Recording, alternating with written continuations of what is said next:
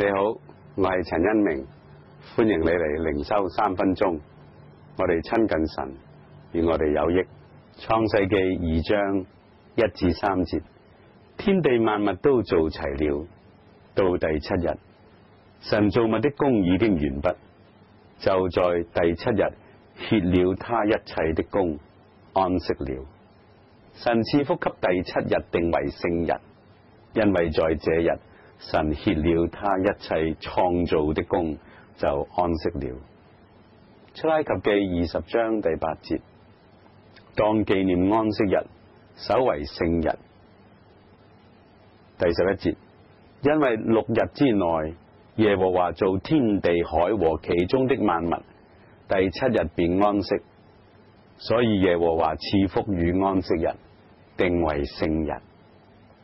馬可福音2章23至到28節，耶穌當安息日從麥地經過，他門徒行路的時候，掐了麥穗。法利賽人對耶穌說：看啊，他們在安息日為什麼作不可作的事呢？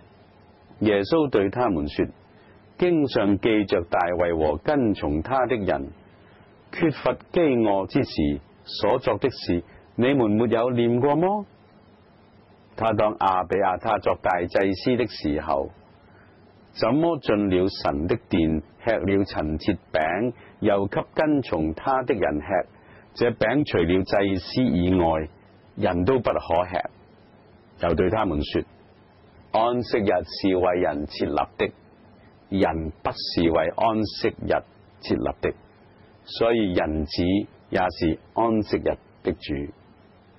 安息日係神設立嘅，一方面就係要俾我哋有休養生息嘅機會，另一方面亦都俾我哋一個好重要嘅提醒，就係紀念神先至係我哋生命嘅依歸，我哋供應嘅源頭。